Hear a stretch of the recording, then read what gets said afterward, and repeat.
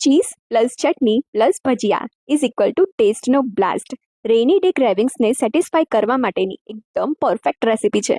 તો બનાવવા માટે બટાકા લેવાના છે. છાલ ઉતારીને આ રીતે સ્લાઇસરથી સ્લાઇસ કરી લેવાની છે. હવે પાણીમાં મીઠું એડ કરીને મિક્સ કરીને આ સ્લાઇસ એડ કરીને 10 મિનિટ માટે રહેવા દેવાની છે.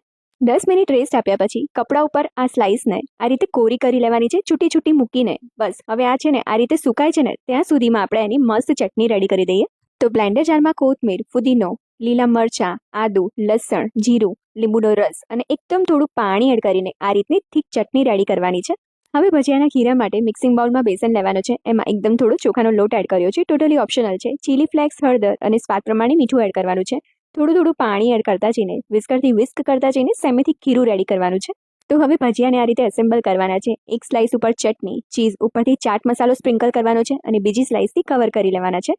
ભજીયા ઉતારતાની જસ્ટ પહેલા ખીરામાં છે ને પિંચ જેટલું બેકિંગ સોડા એડ કરવાનો છે. બસ તો હવે આ ખીરું એકદમ રેડી છે. તો બનાવેલા ભજીયાને ખીરામાં ડીપ કરીને મીડિયમ ગરમ તેલમાં એકદમ સરસ બંને બાજુથી ગોલ્ડન બ્રાઉન કલરના તળી લેવાના છે. અને જો કોઈ પણ કહે ને કે ફ્રાઈડ ફૂડ અવોઇડ કરો તો કહેવાનું છે ભાઈ ઇમોશન્સ ફ્રાઈડ છે, ભજીયા તો લવ છે.